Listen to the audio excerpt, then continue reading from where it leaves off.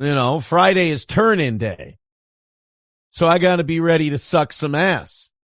I'm not supposed to have a sense of humor about that's what I've learned about the anti-steel toe crowd, and really the anti-anything that orbits steel toe crowd. If you have a sense of humor about anything they're mad about or worked up about, you're a bad man. You're a horrible person. You're a nasty guy. Yeah. Well, look, I'm a practical man. And if you're going to go somewhere, my dad always taught me, if you're going to have to do something, don't do it half-assed. Be excellent. Commit to the bit. Yeah. My father taught me excellence. And I see that our buddy Jesse PS from Pod Awful is in the YouTube chat. I love Jesse. Pod Awful says, how much is the goal for an entire month? God damn, put me on the spot. I will get to that in a little bit. But what I want to do with Jesse PS is let people know that on Thursday, October 30th, because I am a Pizza Fund member, Jesse PS will be having his Halloween special. Awful Ween. He's going to be having his Halloween special. Sounds fun. Yeah, he might have you punching your cat in there. I hope you make Awful Ween. I mean, I'd be honored. It's nice just to be mentioned. Hey, our boy Matt Wood? Oh, I didn't think this was what we're talking about. Yeah, what's up with Matt Wood? Our boy Matt Wood, love Matt Wood. Matt Wood is the one who put me back in touch with Leighton, who I still speak to. And this kind of speaks to that. This kind of leads into a radio update. It is bad out there in that business.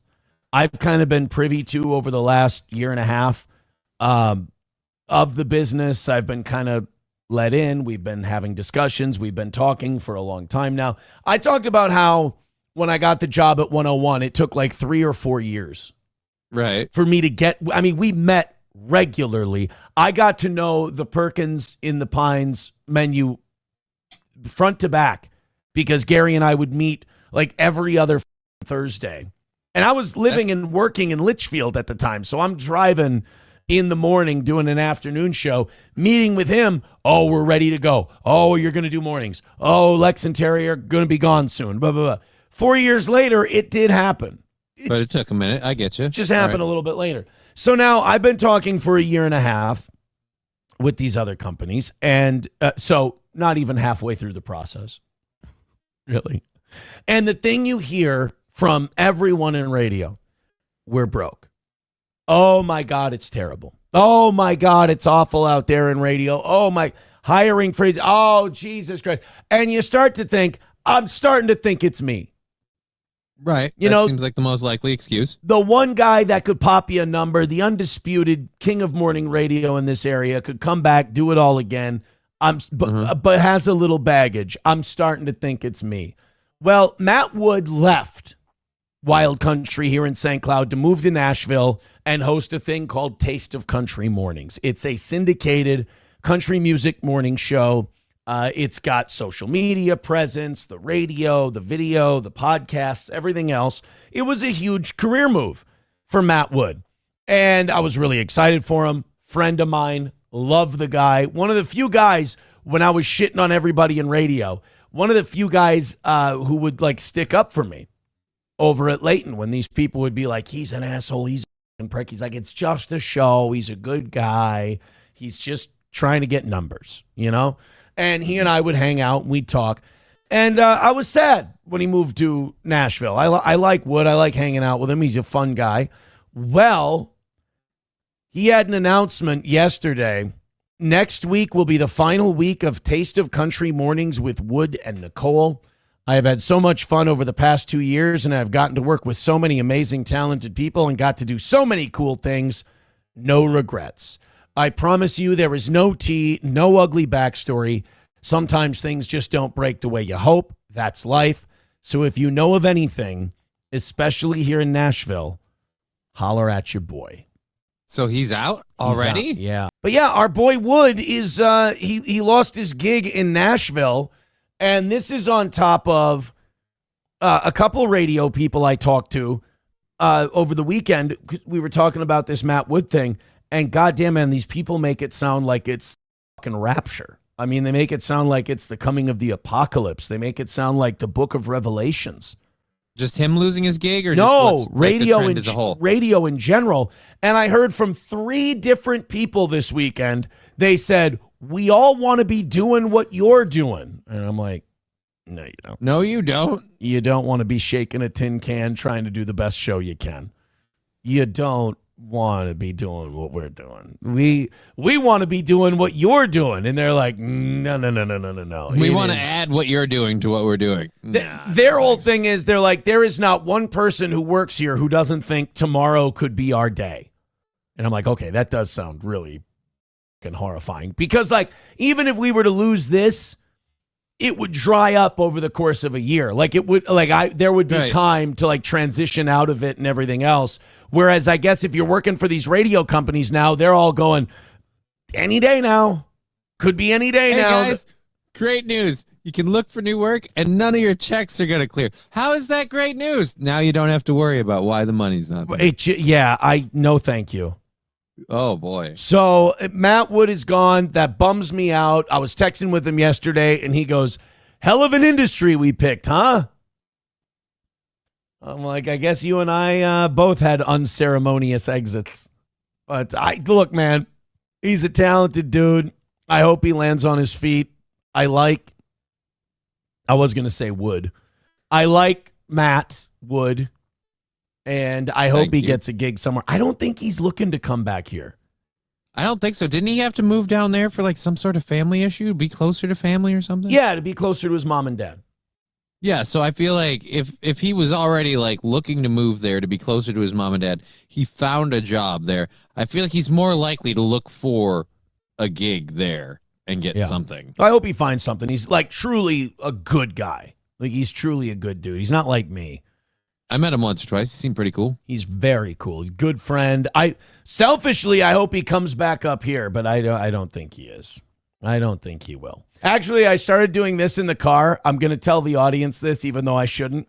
I started doing this in the car. 11 reps. Trying to strengthen the neck and chin area. So you look like you got a solid It's like a circular thing. Yeah. I say you're supposed to stretch, and it stretches this whole area here. And I do 11 reps 3 different times whenever I'm driving.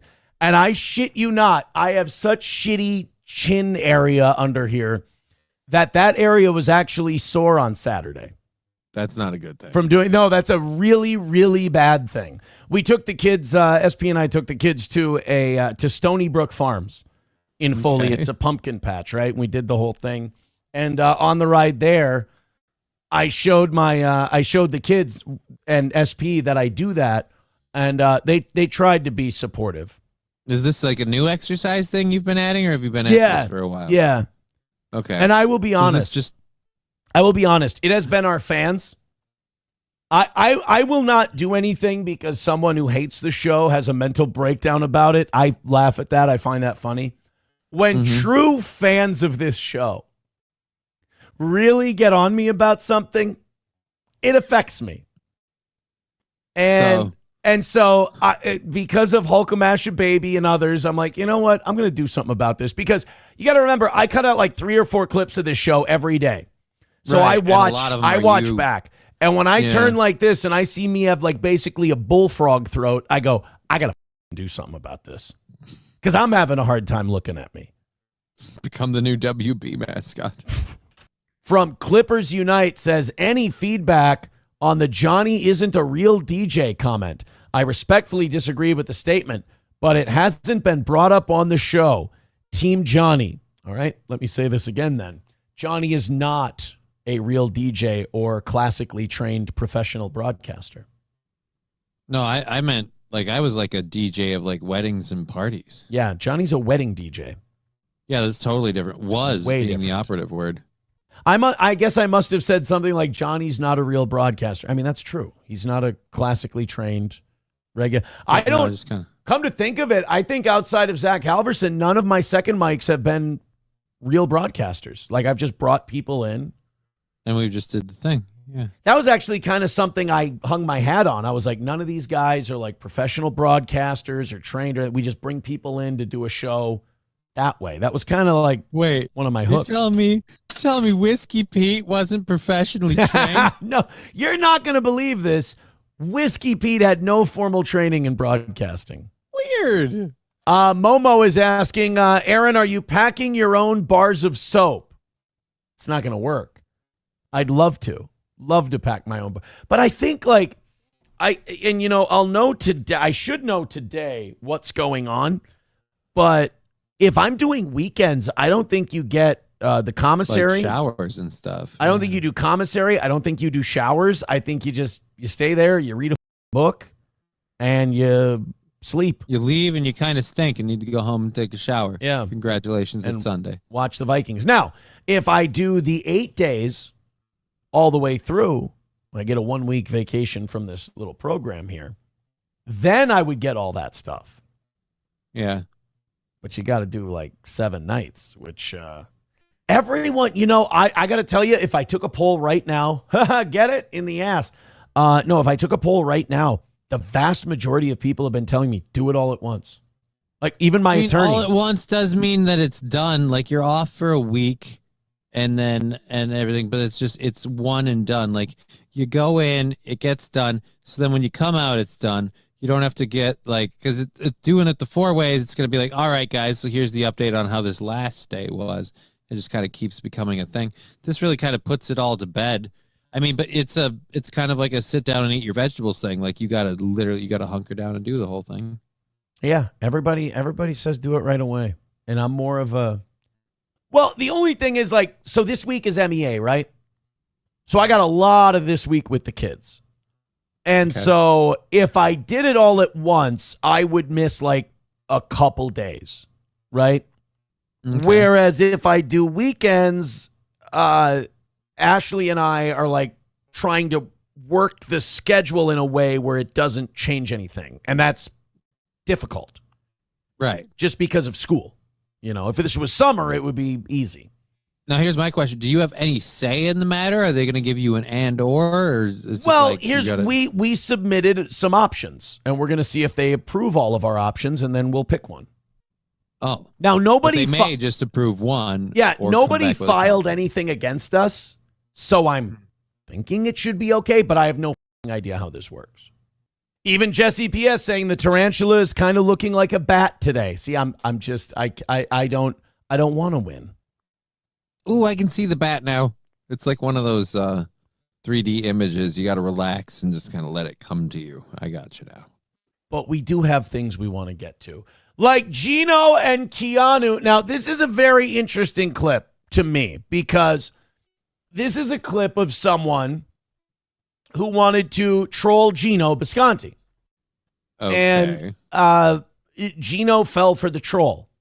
And when it got exposed that Gino fell for the troll, the people who wanted to troll Gino took it one of 2 ways.